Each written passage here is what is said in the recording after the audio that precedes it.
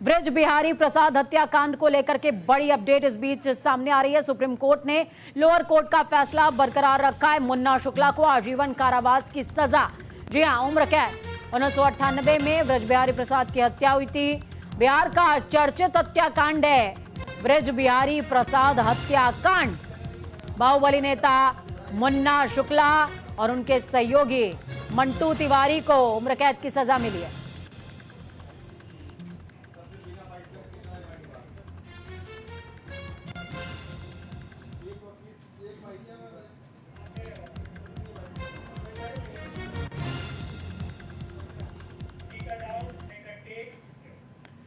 तो देखिए, ग्राफिक्स के जरिए समझते चलिए कि आखिरकार क्या है पूरा मामला। 1998 में पूर्व मंत्री ब्रज बिहारी प्रसाद की हत्या हुई थी।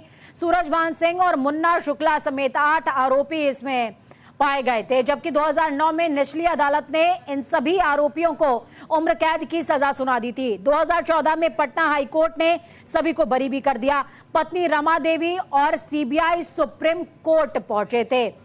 इस बीच 90 के दशक की अगर बात करें तो लालू यादव और राबड़ी देवी की सरकार में मंत्री रहे ब्रज बिहारी प्रसाद की दुश्मनी छोटन शुक्ला गैंग से मानी जाती थी। 1994 में छोटन शुक्ला की हत्या हुई। ब्रज बिहारी से जुड़े लोगों का नाम सामने आया और कुछ ही सालों के बाद छोटन के भाई भुटकुन शुक्ला की भी हत्या हो जाती है। 1998 में ब्रज बिहारी प्रसाद पर मंत्री रहते हुए भ्रष्टाचार का केस दर्ज हुआ। श्री प्रकाश शुक्ला समेत 4 लोगों ने उनकी हत्या कर दी। पटना की विशेष कोर्ट ने उम्र कैद की सजा भुटकुन के परिवार को सुनाई थी। जो तमाम आरोपी 8 से ज्यादा इसमें पाए गए थे, उन तमाम लोगों को यह सजा सुनाई गई थी। अब सुप्रीम कोर्ट ने क्या किया है? सुप्रीम कोर्ट ने सजा को यथावत रखा है, यानी कि उम्र कैद की कैदे बामुशक्कत बरकरार रहेगी।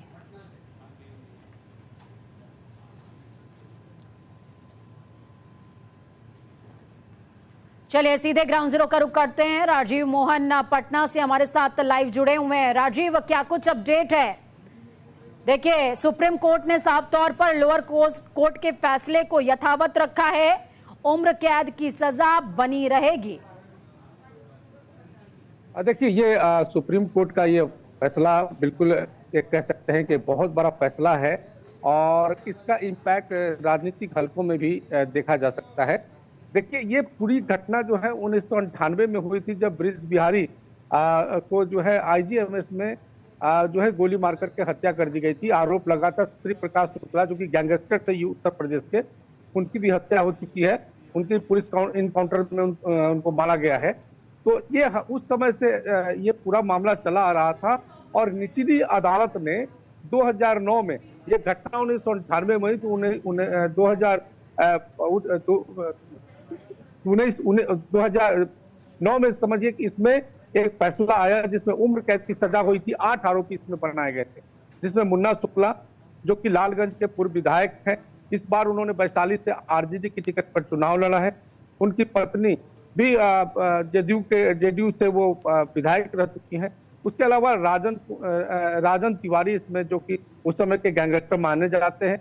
उसके अलावा सूरजभान सिंह, जो पूर्व सांसद है, बाहुबली है, वो भी इस मामले में आरोपी थे। लेकिन इस पूरे मामले में हाई कोर्ट ने इन लोगों को, सभी 8 आरोपियों को बरी कर दिया था।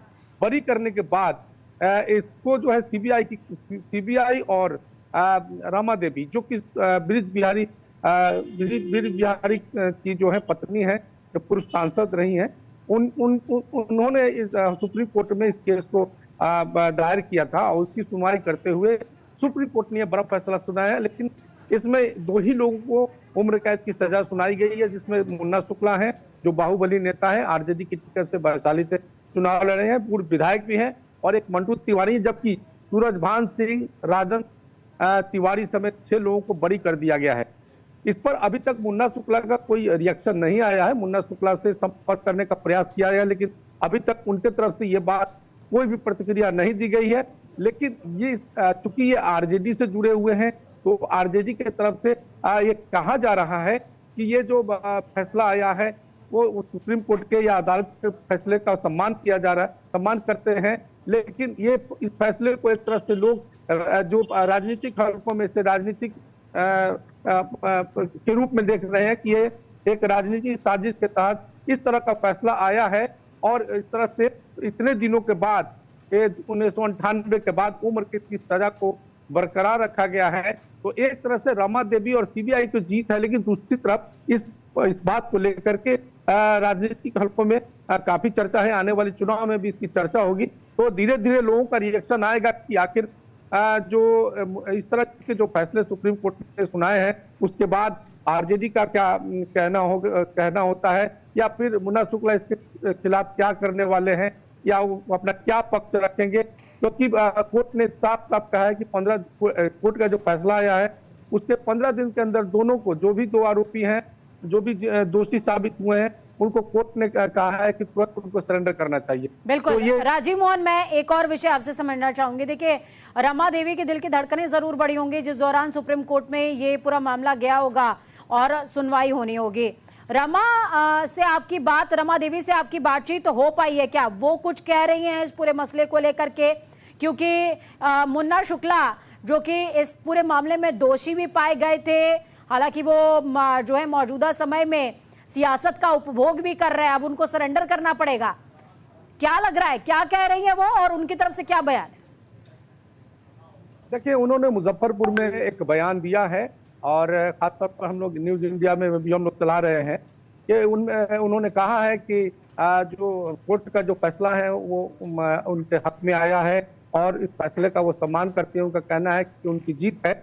और चूंकि उनका कहना है कि उनकी पति की हत्या जो है इस तरह से की गई थी, और जिस तरह से कोर्ट ने सारे आरोपियों को साक्ष्य के अभाव में बरी कर दिया था, उसको लेकर उन्होंने सुप्रीम कोर्ट में चुनौती दी थी।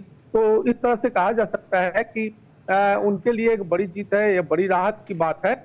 और रमा देवी की तरफ से इस तरह से ये कहा गया है कि जो सुप्रीम कोर्ट का जो फैसला आया है वो जो है उनके लिए बहुत ही राहत देने वाली है, और इस फैसले से उन्होंने प्रसन्नता जाहिर की है। लेकिन अब ये है कि ये पूरा मामला चूंकि राजनीतिक है, और जब इस तरह के जब फैसले आए हैं तो इस चूंकि परिस्थितियां बदल गई हैं। जिस समय ये घटना हुई थी उस समय आरजेडी का शासनकाल था। रमा देवी ने उस समय आरजेडी पर ही आरोप लगाया था कि उनकी पति की हत्या में आरजेडी के लोग शामिल थे। बाद में आरजेडी में शामिल होकर के वो आरजेडी से सांसद भी बनी, बाद में वो बीजेपी में आई, बीजेपी से भी सांसद बनी। तो ये तमाम चीजें हैं, इसको लेकर के कई तरह की चर्चाएं हैं, कई तरह की बातें होंगी। लेकिन सबसे बड़ा सवाल है कि ये मामला जब हाई कोर्ट से साक्ष्य के अभाव में बरी कर दिया गया था, लेकिन इसको जो सुप्रीम कोर्ट है, सुप्रीम कोर्ट ने एक बड़ा फैसला सुनाते हुए एक बड़ा फैसला। चलिए, बहुत शुक्रिया राजीव हमारे साथ जुड़ने के लिए, अहम जानकारी साझा करने के लिए।